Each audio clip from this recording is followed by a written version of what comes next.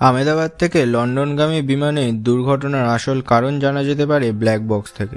কিন্তু কি এই ব্ল্যাক বক্স, যার থেকে এত ভয়াবহ একটি বিমান দুর্ঘটনার কারণ জানা যাবে? ব্ল্যাক বক্স হলো বিমানের একটি ইলেকট্রনিক রেকর্ডিং ডিভাইস, যা বিমানের উড্ডয়নের সময়কার সমস্ত গুরুত্বপূর্ণ তথ্য এবং ককপিটের কথোপকথন রেকর্ড করে রাখে। এটি দুর্ঘটনা ঘটলে সেই ডেটা বিশ্লেষণ করে দুর্ঘটনার আসল কারণ উদ্ঘাটনে সাহায্য করে। এর নাম ব্ল্যাক বক্স হলেও এটি সাধারণত উজ্জ্বল কমলা রঙের হয়, যাতে দুর্ঘটনার পর এটি সহজেই খুঁজে পাওয়া যায়।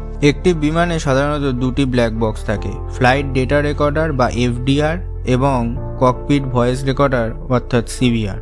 এই এফডিআর এর মধ্যে বিমানের গতি, উচ্চতা, দিক, জ্বালানি প্রবাহ, ইঞ্জিনের কর্মক্ষমতা এবং চাকা চলাচল প্রায় 44 থেকে 700 ধরনের প্রযুক্তিগত তথ্য 25 ঘন্টা পর্যন্ত রেকর্ড থাকে। আর সিভিআর এর মধ্যে ককপিটের মধ্যে পাইলট ও ক্রু মেম্বারদের কথোপকথন, নিয়ন্ত্রণ কক্ষের সঙ্গে যোগাযোগ, অ্যালার্ম এবং অন্যান্য শব্দ নিয়ে 2 ঘন্টা পর্যন্ত রেকর্ড থাকে। এই ব্ল্যাক বক্স সাধারণত বিমানের লেজের দিকে রাখা হয়, কারণ দুর্ঘটনার সময় এই অংশের ক্ষতির সম্ভাবনা সবথেকে কম থাকে। এটি টাইটেনিয়াম বা স্টেনলেস স্টিলের মতো অত্যন্ত মজবুত এবং তাপ প্রতিরোধী ধাতু দিয়ে তৈরি করা হয়। এর শক্তিশালী আবরণ এটিকে আগুন, জল, উচ্চতা এবং তীব্র আঘাত থেকেও রক্ষা করে। এই ব্ল্যাক বক্স বিদ্যুৎ ছাড়াই টানা 30 দিন পর্যন্ত কাজ করতে পারে। যদি এটি জলে পড়ে যায়, তবে এটি প্রায় 30 দিন ধরে প্রতি সেকেন্ডে একটি করে সংকেত পাঠাতে পারে, যা 2 থেকে 3 কিলোমিটার দূর থেকে শনাক্ত করা যায়। এই সংকেত উদ্ধারকারীদের ব্ল্যাক বক্সের অবস্থান জানতে সাহায্য করে। দ্বিতীয় বিশ্বযুদ্ধের সময় এই ধরনের যন্ত্র তৈরির উদ্যোগ নেওয়া হয়, তবে আধুনিক যে ব্ল্যাক বক্স ব্যবহার করা হয় তা আবিষ্কার করেন